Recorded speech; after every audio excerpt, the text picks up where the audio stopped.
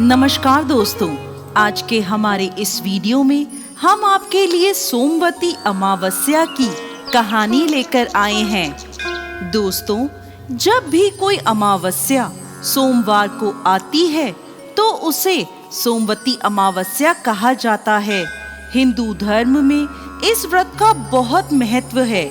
सोमवती अमावस्या की व्रत कथा के अनुसार एक साहूकार के 7 बेटे और एक बेटी थी। साहूकार के 7 बेटों का विवाह हो चुका था। उनके घर रोजाना सवेरे सवेरे एक ब्राह्मण भिक्षा मांगने आते थे। जब भी साहूकार की कोई बहू या सेठानी उसे भिक्षा देती तो वह उन्हें आशीर्वाद देते और कहते, अपने पति के कंधे राज करो। लेकिन जब भी साहूकार की बेटी भिक्षा देती तो वह ब्राह्मण आशीर्वाद में कहते, अपने भाई भौजाई के कंधे राज करो। साहूकार की बेटी को ये बात बहुत बुरी लगती थी। एक दिन उसने अपनी माँ से कहा, माँ, ये पंडित जी जब भी भाभियाँ या आप भिक्षा देते हो तो आशीर्वाद में कहते हैं अपने पति के कंधे राज करो, लेकिन जब भी मैं इन्हें भिक्षा देती हूँ तो ये मुझे कहते हैं अपने भाई भौजाई के कंधे राज करो। तो उसकी माँ ने कहा, तू कल भिक्षा देने जाना। जब वो तुझे आशीर्वाद देंगे तो मैं उनसे इसके पीछे का कारण पूछूंगी। अगले दिन ब्राह्मण जब भिक्षा लेने आए तो माँ वहां आ गई और ब्राह्मण से कहने लगी, आप इसे ऐसा आशीर्वाद क्यों दे रहे हो? तब ब्राह्मण ने कहा, क्योंकि इसकी किस्मत में सुहाग नहीं है। तब सेठानी ने ब्राह्मण से इसका कोई उपाय पूछा। तब वह ब्राह्मण बोले, यदि सोबा धोबन इसकी शादी में आकर आशीर्वाद दे तो इसका पति बच सकता है। तो उसकी माँ पूछती है, सोबा धोबन कहाँ रहती है?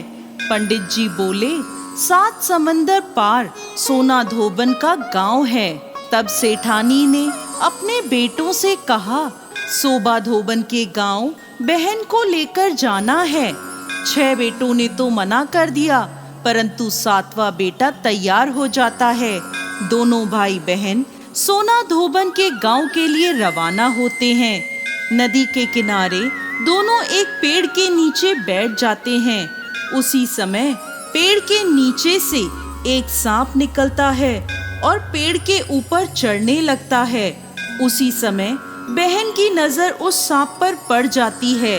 वो अपने भाई से कहती है, देखो भाई, पेड़ पर किसी पक्षी का घोंसला है और उसमें नन्हे नन्हे बच्चे हैं। ये सांप उन बेचारे बच्चों को खा जाएगा और जब पक्षी आकर यह देखेंगे तो उन्हें कितना दुख होगा। तब भाई उस सांप को मारकर वहीं टोकरी से ढक देता है। शाम को एक हंस और हंसनी का जोड़ा उस तरफ आता है तो अपने घोंसले के आसपास और पेड़ पर खून देखकर वो डर जाते हैं। उन्हें लगता है कि उन दोनों भाई बहन ने उनके बच्चों को मार दिया। तो वह वहां आते ही उन दोनों को चोंच मारने लगते हैं। तभी बहन टोकरी उठाकर उसके नीचे पड़ा सांप दिखाती है और कहती है, हमने तुम्हारे बच्चों को इस सांप से बचाया है और ये खून इस सांप का है। तब हंस और हंसनी बहुत खुश होते हैं और उन दोनों को अपनी पीठ पर बिठाकर समुद्र पार सोबा धोबन के गांव में छोड़ आते हैं। सोना धोबन का भी बहुत बड़ा परिवार था, जिसमें उसके बेटे और बहुएं सब साथ साथ रहते थे। साहूकार का बेटा और बेटी भी उस गांव में ही घर लेकर रहने लगे। रोजाना रात को साहूकार की बेटी सोना धोबन के घर जाती और खाना पानी, साफ सफाई, घर के सभी काम करके सुबह होने से पहले अपने घर वापस लौट आती थी। एक दिन सोना धोबन ने अपनी बहुओं से पूछा, आजकल सुबह सुबह तुम्हारे लड़ाई झगड़े की आवाज नहीं आती, क्या बात है? तो बहुएं बोली, सासू माँ, जब हमें सारा काम किया हुआ मिल जाता है तो हम क्यों झगड़े? तो सोना धोबन ने पूछा, अच्छा कौन करता है सारा काम? तो बहुएं बोली, आप नहीं करती? हमें तो लगा हमारे उठने से पहले ही आप घर का सारा काम कर देती हैं। तब सोना धोबन ने ये पता लगाने का निश्चय किया और वो रात भर जागती रही। जब साहूकार की बेटी आई तो सोना धोबन ने उसका हाथ पकड़ लिया और पूछने लगी, कौन हो तुम और क्यों मेरे घर आकर सारा मेरे घर का काम करती हो? तब साहूकार की बेटी ने ब्राह्मण वाली सारी बात सोना धोबन को बता दी और कहा, यदि आप अपनी सोमवती अमावस्या का फल मुझे दे दें तो मेरा सुहाग अमर हो जाएगा।